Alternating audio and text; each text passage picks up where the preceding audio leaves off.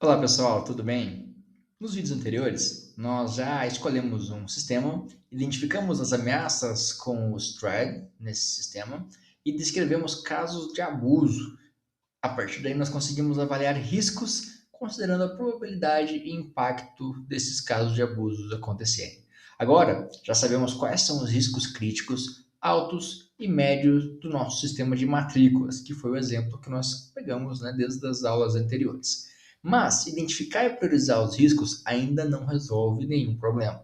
Nesse vídeo, nós vamos então decidir o que fazer com cada um desses riscos. Para organizar esse trabalho, nós vamos utilizar um conceito novo, que é o framework NIST CSF, ou NIST Cybersecurity Framework. Esse framework, ele, assim como o STRIDE servia para a categorização de ameaças, ele vai nos ajudar a lidar com os riscos e vulnerabilidades. Nós vamos definir então estratégias para tratamento desses riscos, vamos propor controles de segurança, indicar responsáveis e estabelecer como verificar se cada medida realmente funciona. Tudo isso vai ser registrado no nosso GitHub, assim como nós fizemos nas etapas anteriores. Vamos retomar então aos riscos que nós priorizamos na etapa anterior. Se vocês abrirem no GitHub, que já está disponível para vocês, na seção 8.4, onde nós temos o registro de riscos, vocês vão lembrar que tem alguns riscos que se destacam. Por exemplo, o 01, que é o uso indevido de conta, o 04, que é a exposição de informações, o 05, que é a indisponibilidade, o 02, que é a alteração indevida, o 06, que é a obtenção de privilégios, e o 03, que é a negação de operações. Nesse vídeo anterior, o que vocês viram antes desse aqui, vocês perceberam que desses riscos, né, o maior pontuação foi o 05, que é a indisponibilidade do sistema durante o período de matrículas. Isso é justificável, porque basicamente a universidade depende de terem alunos matriculados, e se não tem alunos matriculados, a universidade pode ter um prejuízo grande, e pior, se o aluno não se matricular, ele pode ser desligado, ou, no mínimo, né, vai ter que acontecer um processo de reprogramação do calendário, porque se o sistema fica fora do ar, não é um ou outro aluno, e sim todos eles vão ficar sem conseguir se matricular. Então, todos eles serão afetados. Né? Então, também foram classificados como críticos o R01, que foi relacionado ao uso indevido de uma conta de um estudante, porque isso também poderia levar, por exemplo, a cancelamentos de matrícula ou a matrícula em disciplinas não desejadas. Também tem o R04, né? O risco 04 ele foi relacionado à exposição de dados pessoais e acadêmicos. Os riscos 02 e 06 também foram classificados como alto, e o 03 foram também, o 03 foi classificado, né, como alto devido, na verdade como médio, né, porque ele se referia ao relacionamento do usuário com a funcionalidade que representa a negação de uma operação. Então, a negação de uma operação para o usuário foi classificado como médio, baseado no impacto e na probabilidade daquilo acontecer. Então, basicamente, essa classificação ela nos fornece uma ordem inicial de prioridade. Com base nessa prioridade, nós conseguimos então transformar essa quantidade de riscos que nós identificamos em ações concretas de mitigação. Mas se eu perguntasse para vocês o que significa tratar um risco, vocês saberiam me responder? Bom, se você não sabe responder, fica tranquilo, porque é o seguinte: tratar um risco, ele significa essencialmente decidir conscientemente o que a organização fará diante daquele risco. Isso é tratar o risco. Agora, eu falei para ficar tranquilo porque não existe uma única resposta possível. Em alguns casos, nós podemos eliminar a atividade que cria o risco. Em outros casos, nós implementamos medidas para diminuir a probabilidade ou diminuir o impacto. Lembra que na hora de criar a matriz de riscos e calcular o risco, nós calculamos com base na probabilidade e no impacto dele acontecer? Justamente nesse ponto, nós conseguimos optar por remover aquela ação que tem riscos ou implementar contramedidas que diminuam ou o impacto, né, que é uma medida de mitigação, ou a probabilidade. Se um dos dois reduzir, o risco acaba reduzindo também. Também podemos compartilhar parte das consequências com o fornecedor ou aceitar conscientemente um risco residual. Isso é extremamente comum. Isso talvez seja a parte mais estranha para quem nunca estudou sobre riscos. Estudar riscos não significa que você vai eliminá-los por completo, e sim que você vai ter consciência deles e vai ver o que consegue fazer a partir daí.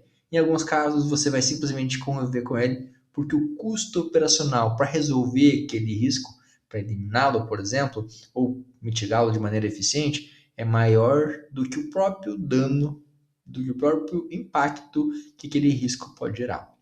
Então é por isso que nós precisamos fazer a gestão de risco e não necessariamente apenas exclusivamente a remoção de riscos. É importante perceber que tratar um risco, então, não é necessariamente eliminar esse risco por completo. Mas mesmo depois que nós implementarmos alguns controles, nós temos que assumir que pode acontecer de riscos residuais ainda acontecerem, tá? Normalmente algum nível de risco vai permanecer. É difícil que você tenha um sistema de informação, um software, onde você afirma que não há riscos. Na verdade, essa afirmação por si só já é arriscada, porque em sistemas de informação você não consegue muitas vezes mapear por completo todas as possibilidades, todas as vulnerabilidades. O que você pode afirmar é que não há vulnerabilidades conhecidas, ou que alguns riscos conhecidos eles têm baixíssima probabilidade, ou que o impacto é muito pequeno, tá? É importante então perceber que existe essa premissa quando falamos de risco, tá? Então, quando falamos de riscos, o objetivo é reduzi-los sempre que possível e priorizar, né, aqueles que têm maior impacto, que têm maior probabilidade, para que nós consigamos então atacar esses riscos de maneira prioritária. Bom, esse nível que existia antes do controle, né, ele pode ser chamado de risco inerente. O risco inerente é o risco que existe antes de você ter um controle para mitigar aquele risco. O que você tem após a implementação de um controle é o que você chama de risco residual. Então, tem dois tipos de risco. Tem o risco inerente, que é o que existe porque não há um controle, por exemplo, não há uma mitigação, não há nenhuma ação que vise mitigar esse risco. E o risco residual, que é mesmo que você crie alguma coisa para mitigar aquele risco, ainda existe um resíduo, uma possibilidade de acontecer. É como se você criasse uma barreira enorme para evitar enchentes e você assume que pode ser que ainda essa barreira estoure e ainda há então um risco residual. Não é mais aquele inerente, porque o inerente você já tratou, você criou um mecanismo para lidar com ele, mas esse mecanismo ainda pode possuir brechas. Então é basicamente assim que a gente trata no mundo do software também, no mundo da segurança da informação. Então, em resumo, o risco inerente é aquele que existe antes dos controles. A partir daí você vai implementar controles, seja em termos de controles técnicos, processos ou até mesmo políticas. Então, o objetivo final, como eu falei, não é eliminar, mas sim reduzir esse risco até um nível que seja aceitável para aquela organização, para aquele cliente que está assumindo que já conhece o seu risco e que conhece o custo de mitigação desse risco. Então é importante você observar que essa decisão ela não é uma decisão exclusiva de quem desenvolve o software, mas é uma decisão que envolve gestor, cliente, envolve o pessoal de segurança, quando o desenvolvedor não é da área de segurança. Então é uma decisão em equipe e especialmente deve envolver quem é responsável pelo negócio. Nós vamos aprender agora que existem 4 formas de você lidar com o risco. A primeira forma é você simplesmente evitar o risco. Por exemplo, se fazer um pagamento é arriscado, você poderia simplesmente remover o pagamento do seu aplicativo.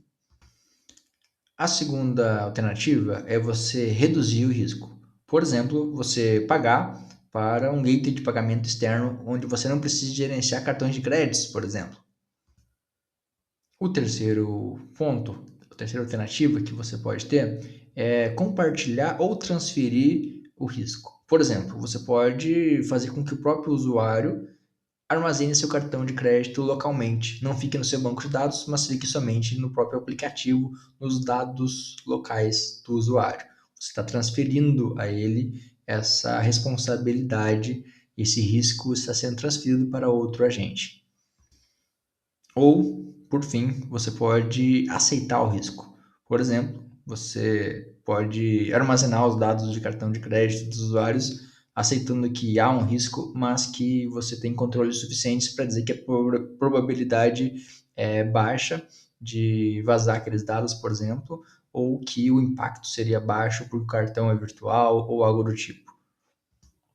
São exemplos hipotéticos, tá, pessoal? Mas é só para vocês entenderem, então, que você pode lidar com riscos de maneiras diferentes. Ou você evita, ou reduz, ou você compartilha barra transfere, né? Isso está na mesma categoria. Ou você simplesmente aceita aquele risco. Evitar o risco significa eliminar não apenas o risco, mas a atividade ou a funcionalidade que está relacionada, que dá origem àquele risco. Então, por exemplo, se o sistema não permitir o cancelamento de matrícula pela internet, o risco do atacante cancelar a matrícula pela conta roubada seria reduzido, seria até mesmo eliminado por aquela interface, porque mesmo que você roube a senha de um outro aluno, se não há a opção de cancelar a matrícula pela internet, o risco será eliminado, pelo menos daquela forma, naquela interface. Entretanto, remover essa funcionalidade também prejudica estudantes legítimos. Então, aquele estudante que realmente precisa fazer o cancelamento, ele vai ter que se deslocar. Então, evitar um risco pode ser tecnicamente possível, mas pode muitas vezes também ser incompatível com as necessidades do negócio. Já reduzir o risco significa implementar medidas que você ataca ou a probabilidade, ou você ataca o impacto, ou ainda você ataca ambos. Ou seja, você reduz a chance daquilo acontecer, ou o impacto, caso aquilo aconteça, ou as duas coisas. No caso da conta comprometida, nós poderíamos utilizar, por exemplo, uma autenticação multifator. Isso, por exemplo, poderia levar à solicitação de uma nova confirmação antes de um cancelamento de matrícula e enviar uma notificação para o estudante. Nesse caso, o risco ainda existe, mas ele se torna menos provável ou mais fácil de detectar e reverter. Compartilhar ou transferir um risco. Bom, compartilhar ou transferir significa atribuir parte de uma operação ou das consequências a outra organização ou a outra entidade. Por exemplo, a universidade ela pode contratar também um serviço especializado para a proteção contra ataques de negação de serviço, Cloudflare ou outros serviços. Uma vez que ela faz isso, ela compartilha parte da responsabilidade operacional e financeira. Muitas vezes você pode ter contratos onde, eventualmente, se você for vítima de um ataque de negação de serviço, essa empresa, essa organização pode arcar com os prejuízos junto com você. Tá? Entretanto, contratar um fornecedor não elimina a responsabilidade da universidade sobre seus estudantes e também sobre seus dados e também a continuidade do processo acadêmico. Então, não é bem assim simplesmente compartilhar ou transferir. Em alguns casos é possível, em alguns casos vai ser mais complicado, dependendo muito do domínio. Tem uma outra opção, que é o aceitar, né, que nós já tínhamos falado anteriormente. O aceitar significa reconhecer conscientemente que o risco existe e decidir não implementar novas medidas naquele momento. Então, há uma decisão de não se fazer nada naquele momento. Por quê? Geralmente é porque é muito caro, ou porque a probabilidade é muito baixa e não justifica o investimento. Então, outra situação também é quando o risco residual ele é baixo ou quando o custo do tratamento ele é desproporcional ao valor do prejuízo. Resumidamente é isso, tá? Então, aceitar não significa ignorar. Significa você registrar, justificar, aprovar por uma pessoa responsável e também revisar periodicamente se ainda aquele risco ele está suficientemente baixo para ser aceito e não se fazer nada em relação a ele. Beleza, pessoal?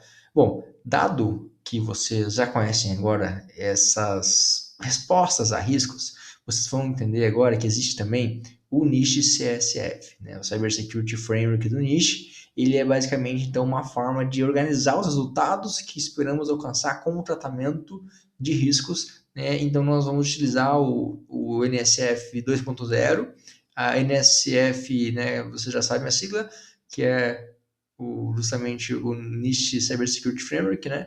E NIST também é uma sigla, que é National Institute of Standards and Technology, que é basicamente então um núcleo, né, do framework que está organizando essas funções que nós vamos utilizar agora, proposto por essa organização.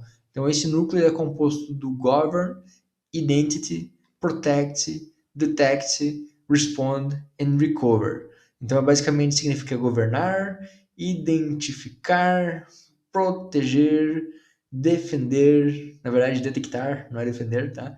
Responder e recuperar, né? Então tem uma sequência de coisas que você pode fazer com esses riscos que você está detectando. E o NIST ele ajuda a organizar essas funções, tá? Numa visão mais ampla da gestão de riscos de segurança. Então, essas operações, elas não representam necessariamente etapas que acontecem em uma única vez ou numa sequência rígida. Tá? Elas são atividades que podem acontecer simultaneamente e devem ser continuamente revisadas. Tá? Então, quando a gente fala de risco, a gente precisa monitorar e revisar constantemente para que a gente consiga ter uma visão mais acurada do quanto de fato, né, que cada risco está representando em dado momento. Então, o NIST CSF 2.0 ele organiza os resultados de segurança nessas 6 funções que eu acabei de falar e ela permite que organizações diferentes, com diferentes portes, inclusive, e setores diferentes, utilizem uma linguagem comum para se compreender e priorizar e também comunicar riscos de uma organização para outra organização. Tá? Vamos começar então agora pelo govern. O govern, né, que seria o governar, ele está ligado, né, com a forma com que a organização ela dirige e acompanha a segurança, né, ou a cibersegurança dentro daquela organização. E aqui vão entrar então políticas, responsabilidade, decisões, supervisões, tolerância ao risco. Então, é toda a parte humana que está por trás das decisões relacionadas a riscos, às responsabilidades, tá? Então, no sistema de matrícula, por exemplo, nós vamos precisar definir quem é responsável pela disponibilidade, quem aprova os acessos administrativos e quem pode aceitar um risco residual. Será que é a secretaria? Será que é a coordenação acadêmica? Será que é só a reitoria? Será que é o time de TI? Quem que pode bater o martelo e dizer qual risco que é aceitável? Tá? Então, quando falar de govern, nós precisamos, né, decidir quem é a pessoa responsável por tomar a decisão, quem pode dizer quais riscos são aceitáveis, quais políticas precisam existir, tá? Isso tudo está ligado à governança, ao govern do NIST, CSF, certo? Agora nós temos a segunda função, né? Que é o identify. O identify, que é o identificar, ele está relacionado ao conhecimento do contexto dos ativos, das dependências e vulnerabilidades e também dos riscos. Grande parte do que nós fizemos nos vídeos anteriores, eles pertencem a essa função de identificar. Então, quando a gente está lá modelando a ameaça, nós estamos identificando riscos. Quando nós descobrimos uma ameaça, automaticamente nós estamos identificando um risco que deve ser tratado. Nós descrevemos o sistema, identificando então usuários, ativos, aplicamos o STRIDE e a partir daí nós avaliamos os riscos, certo? Feito isso, nós temos então um panorama geral do Identify, onde geralmente nós podemos fazer 4 perguntinhas, que é quais arquivos que existem, quais dados precisam ser protegidos, quais dependências podem falhar e quais riscos que podem afetar o sistema. Tá? Então isso mais ou menos vocês já responderam até essa altura da disciplina, certo? Esse é o Identify, a segunda função. A terceira função é o Protect, de proteger. Protect, ele envolve salvaguardas para que você consiga reduzir a probabilidade ou o impacto de eventos de segurança. Lembrando que você pode reduzir uma dessas duas coisas, ou a probabilidade, tornar um risco que tem um alto impacto, mas que ele seja raro de acontecer, né? E se acontecer vai ser impactante, mas é muito raro de acontecer, então você reduziu a probabilidade. Ou algo que é mais frequente, mais possível de acontecer, mas você consegue reduzir o impacto. Que se acontecer, não é difícil de acontecer, mas se acontecer, o impacto vai ser menor. Se você consegue fazer uma dessas duas coisas, você está fazendo o Protect, né, que é essa questão de proteger em relação ao risco. Nós podemos aqui incluir autenticação multifator, controle de acesso, criptografia, proteção de sessões, treinamento de usuários, cópia de segurança e práticas de desenvolvimento seguro. Tudo isso está ligado ao Protect, tá? E como é que a gente faz, então, para levantar perguntas relacionadas a Protect? A gente vai ter 3 perguntinhas, tá? Uma das perguntinhas é como impedir ou dificultar o ataque, ou como limitar o acesso, ou como proteger os dados e operações. Essas 3 perguntinhas estão ligadas à terceira função do NIST FCS, beleza? CFS, na verdade. Aí nós vamos para a quarta função. A quarta função é o detectar, né? Ou detect. O detect está relacionado à capacidade de perceber que algo suspeito ou indevido está acontecendo. Então, assim, você tem que perceber, identificar, né, os riscos lá atrás, mas agora você tem que detectar que algo está sujeito, e não só sujeito, mas está acontecendo aquela coisa que é indevida. Está sendo, então, na verdade, já explorada aquela ameaça, aquele risco está se concretizando. Você precisa detectar quando isso acontece. Então, o sistema ele pode ter controles preventivos, mas mesmo assim sofrer ataque. Não basta você fazer o protect, que é você simplesmente proteger o sistema. Você também tem que preocupar com caso alguém consiga burlar aquela proteção. Como é que eu identifico isso? Aí vem o detect do NIST, beleza? Então, nós precisamos de logs, precisamos de monitoramento, métricas, alertas, análise de comportamentos anormais, tá? Então, essa é uma das principais áreas que eu atuo, né? Minha área de pesquisa é detecção de intrusões, que é basicamente você usar formas diversas para identificar se alguém está invadindo um sistema, se está fazendo alguma coisa indevida. E o mais interessante é como é que eu diferencio aquela ação daquele usuário malicioso de um usuário normal. Então, tem toda uma linha aí, usando inclusive inteligência artificial, que é a minha linha de pesquisa principal. Tem uma disciplina que é engenharia e detecção de intrusões, que eu ministro, que é exatamente nessa linha, tá? Que é monitorar sistemas, redes, ambientes para identificar agentes maliciosos, tá? Então, quando nós falamos de detect, as perguntas que surgem como que nós percebemos o problema? De que forma? Qual a informação que eu tenho que olhar, né? Qual é a técnica que eu vou usar? É machine learning? Tem regras específicas? Né? E quais eventos precisam ser registrados? Essa é a segunda pergunta. Quais eventos precisam ser registrados para que eu consiga detectar uma ação maliciosa? E a terceira pergunta é: quais comportamentos devem gerar alertas? Eu não posso gerar alerta quando o usuário normal faz algum comportamento que eu penso que é um ataque.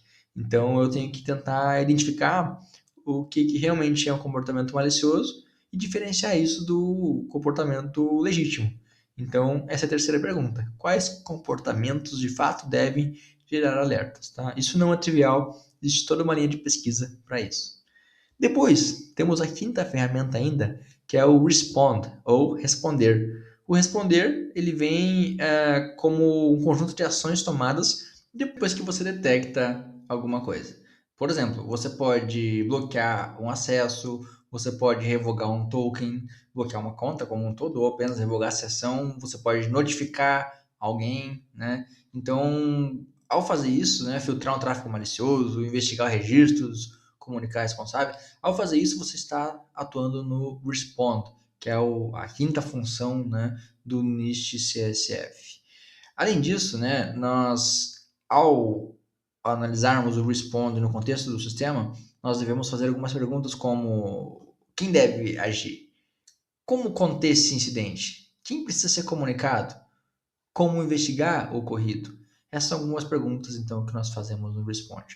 Mas não para por aí. São 6 funções. Após responder, nós ainda temos que verificar se alguma coisa deu errado, se de fato o atacante conseguiu causar algum dano. E vamos para a última etapa, que é o recover, ou seja, recuperar. Isso envolve restaurar serviços que possam eventualmente estar fora do ar ou estar operando de forma não íntegra, reduzir consequências do incidente. Então, no sistema de matrícula, isso pode significar, por exemplo, restaurar dados, reativar serviços, corrigir uma matrícula cancelada indevidamente, ou seja, dar um rollback, né, voltar ao estado anterior, ampliar um prazo acadêmico e comunicar os estudantes que foram afetados. Tudo isso está ligado então, ao processo de recover, de recuperação. Tá? Então, na hora de fazer o recover, nós podemos perguntar, por exemplo, quem restaura o serviço? Como corrige os dados? Né? Como é que eu posso corrigir? Eu tenho alguma forma, algum histórico, algum registro, né, de... Então, percebam que para eu conseguir fazer o recover, eu preciso preparar o sistema desde o início. Tá? Não preciso e nem devo esperar acontecer o problema. Eu devo fazer isso antes do sistema estar pronto, antes do problema acontecer. É por isso que nós estamos estudando isso no pipeline de desenvolvimento de software e não somente depois pegar um software pronto e tentar recuperar a coisa. Né? Não vai adiantar se não tiver suporte a isso. Além disso, tem duas perguntinhas que a gente pode fazer no Recover, que é como é que eu consigo reduzir os prejuízos, né, dos usuários após o incidente acontecer, ou o que deve mudar depois do incidente, tá? Esse tipo de coisa é importante. E outra coisa importante é que vocês diferenciem função de controle. Vamos lá. Função é justamente essas 6 funções que eu falei para vocês, tá? Existe uma diferença bastante importante entre função, resultado esperado e o controle. Protect, por exemplo, né, o proteger é uma função. Proteger o acesso às contas é um resultado esperado. Percebe que da função protect eu tenho um resultado esperado que é, bom, gostaria que eu protegesse essas contas, né? Mas utilizar, por exemplo, uma autenticação multifator, aí já é uma medida concreta, é algo que pode ser feito para ajudar a alcançar esse resultado. Então, aí já é um controle ligado àquela função, tá? Então, o NIST CSF, ele não obriga que todas as organizações utilizem exatamente a mesma tecnologia.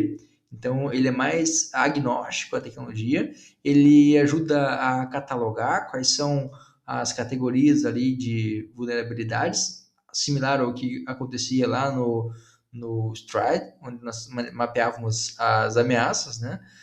E agora, com base nessas funções, nós conseguimos responder essas perguntas que eu fiz ao longo desse vídeo. E a partir disso, a equipe deve escolher os mecanismos concretos compatíveis com o sistema, com o risco e com os recursos disponíveis no contexto daquela organização, tá? Então, o CSF 2.0, ele apresenta uma taxonomia de resultados de segurança, mas não prescreve exatamente como cada um desses resultados deve ser alcançado, tá? Então, a gente pode fazer basicamente esse mapa mental na nossa cabeça, né? Que é a função protect. A partir daí nós temos o resultado esperado, que é impedir acesso devido a contas, e a partir daí nós vamos ter alguns controles propostos, como por exemplo autenticação multifator, nova autenticação antes do cancelamento, proteção da sessão, esse tipo de coisa, tá? Vamos fazer agora, né, para finalizar esse vídeo, uma simulação de uma conversa com o cliente para tentar extrair dele algumas informações relevantes, pertinentes para esse assunto que nós estamos tratando agora. Você pode dizer, por exemplo, assim, ao seu cliente, né? Nós podemos retirar do sistema a possibilidade de cancelar a matrícula pela internet? O cliente pode dizer, não, não seria adequado, né? O cancelamento eletrônico é importante, especialmente para quem não está presencialmente no período de férias, por exemplo, né, onde acontece a matrícula, então não seria algo interessante. Essa resposta, ela mostra que evitar completamente o risco removendo a funcionalidade não é uma estratégia adequada para esse tipo de risco de funcionalidade de contexto, para esse cliente.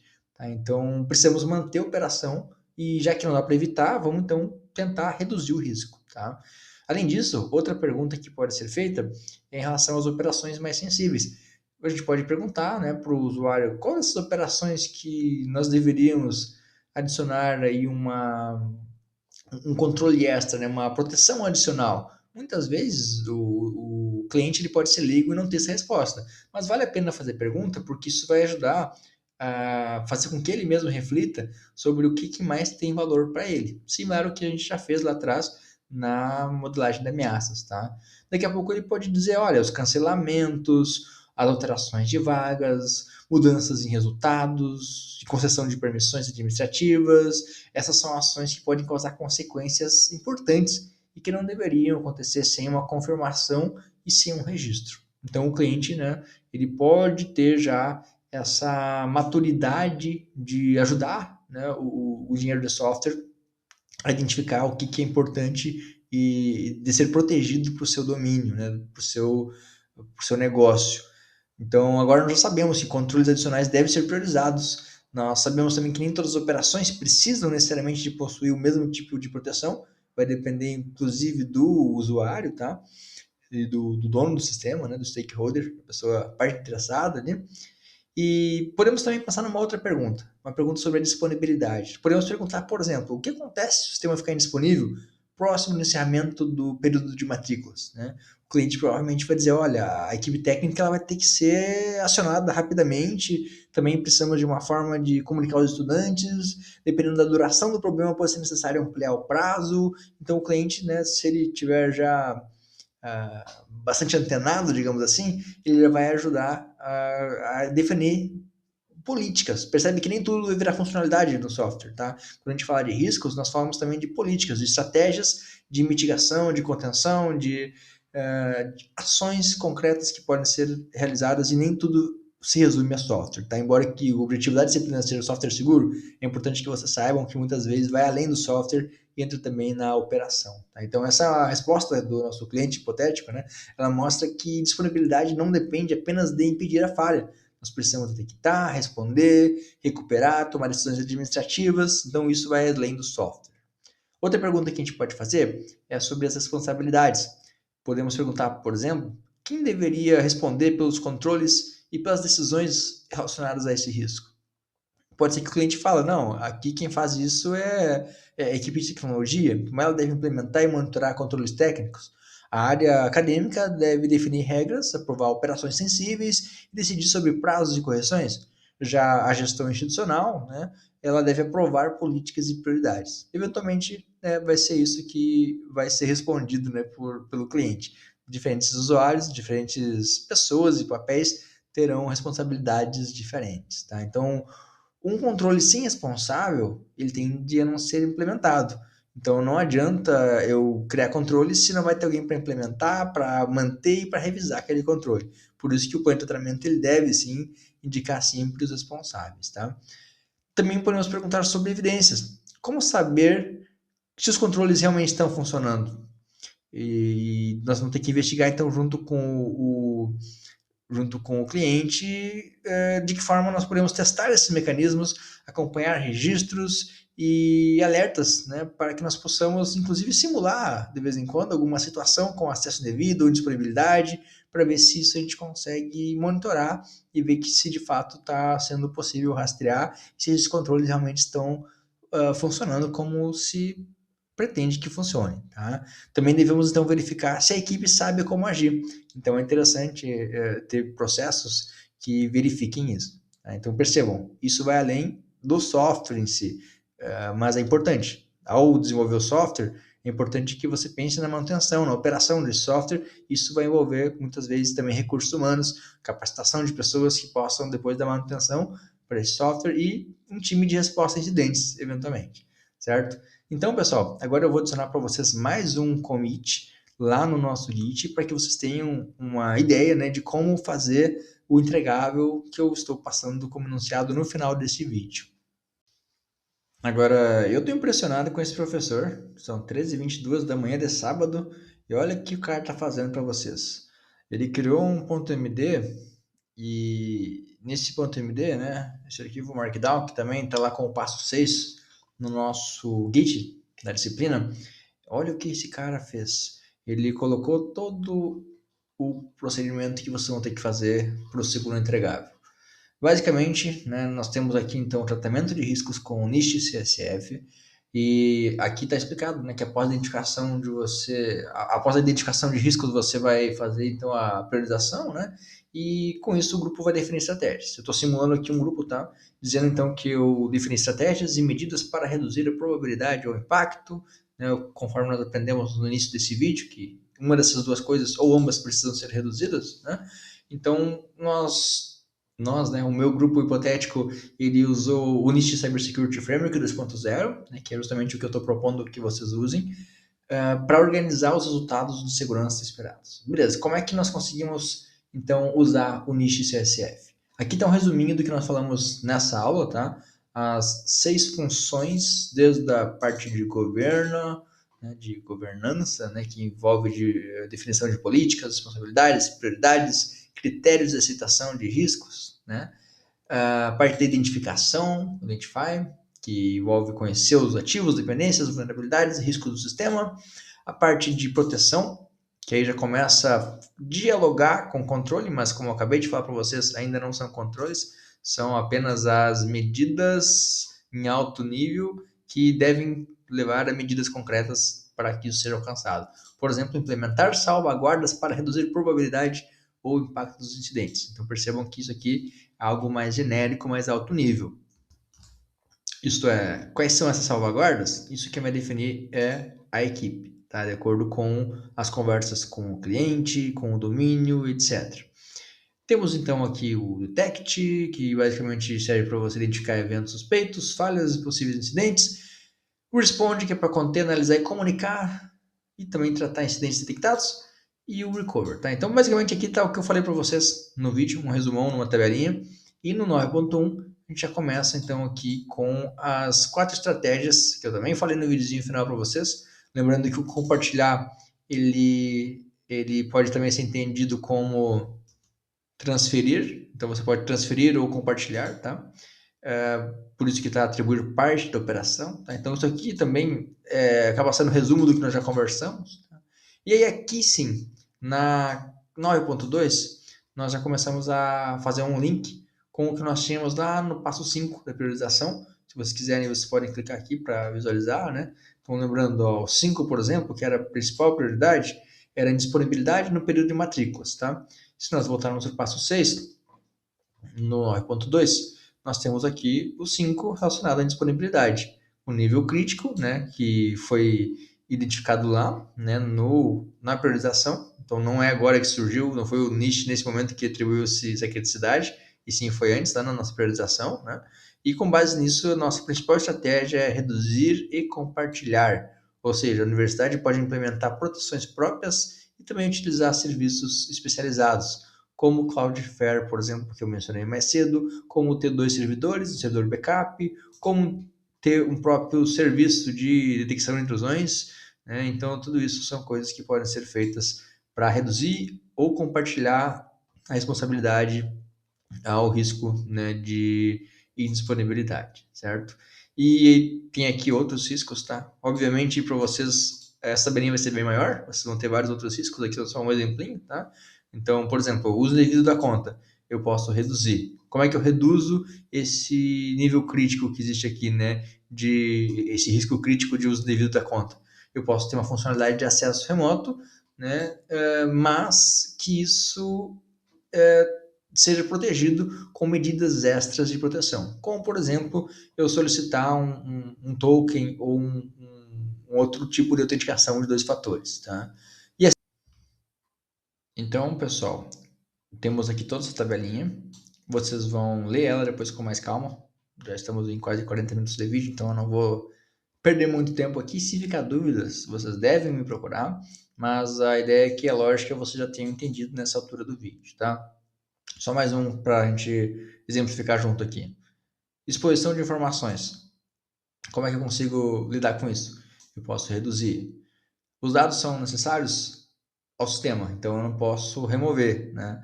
Mas eu posso ter um acesso limitado e monitorado. Então, as informações que podem ser expostas, eu não vou deixar de armazenar essas informações, mas eu vou limitar o acesso, vou ter controle de acesso, vou ter eventualmente uma criptografia mais forte e assim por diante, tá? Então, aqui ainda está a estratégia em alto nível, não está exatamente o que vai ser implementado, tá? Isso aqui depois entra na etapa seguinte lá na frente. Nesse momento agora nós estamos apenas identificando a estratégia principal, né? Dentro daquelas estratégias previstas pelo framework do NIST CSF. Depois, vocês vão fazer uma tabelinha de mapeamento onde vocês vão pegar aqueles riscos que vocês já tinham lá atrás na etapa de priorização de riscos, né? Passo 5, e vocês vão identificar quais dessas funções NIST estão associadas a cada um desses riscos. Olha que interessante. Tem riscos que estão associados a várias funções, outros estão associados a menos funções. Então esse aqui é um exercício que vocês vão ter que fazer, tá? Mais uma vez, ficou dúvida? Me chamem, me procurem. Eu posso fazer vídeos específicos tirando dúvidas, tá? Eu vou tentar não deixar esses vídeos muito longos e cansativos, embora que esse aqui, por exemplo, já está um pouquinho maior. Mas na prática ele está assim, pessoal, só porque eu não dividi ele. É um assunto com um exemplo no mesmo vídeo, por isso ficou mais compridinho.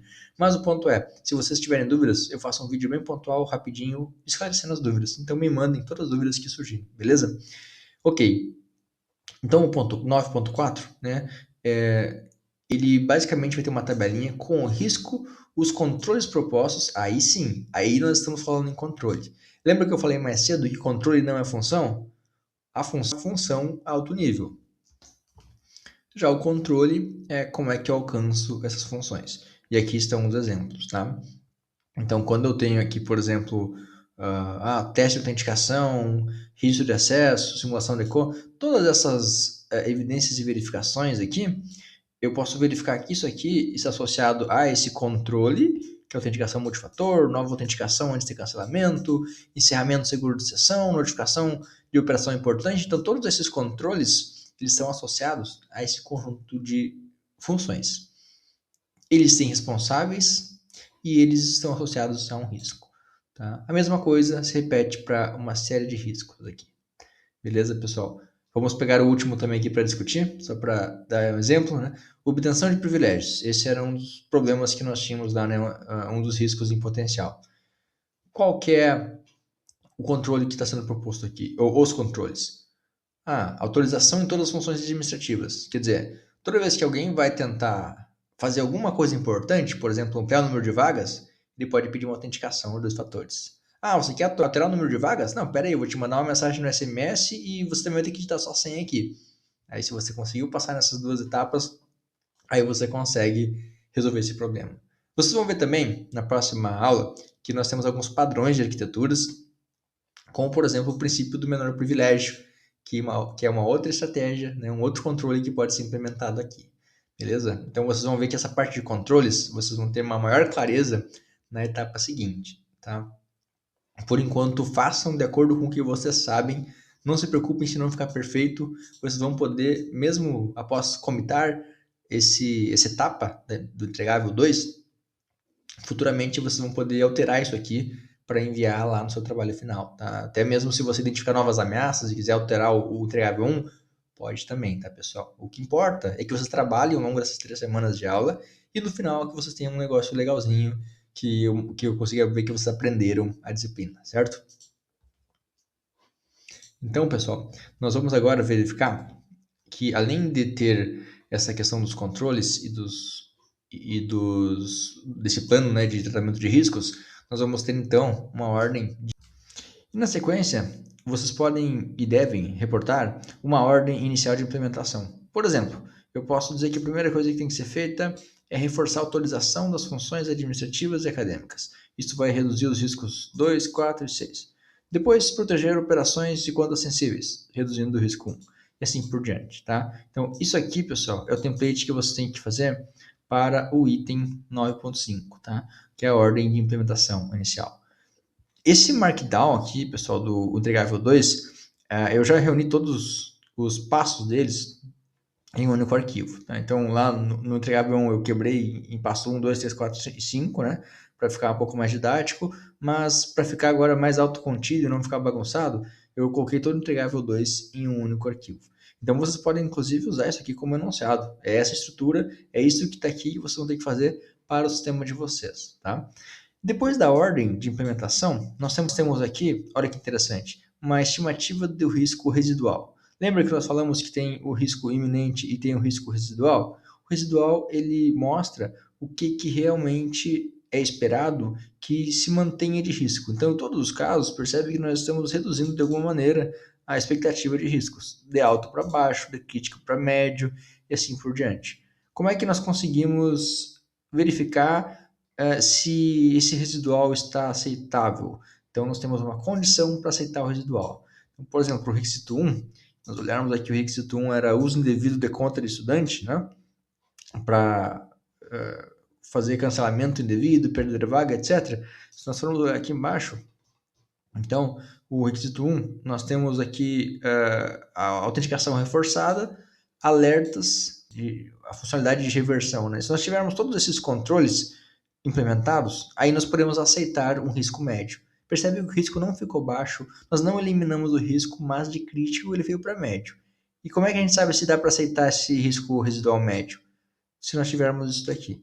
Se tiver isso aqui, significa que ok. Nesse caso, você pode aceitar esse risco médio, tá?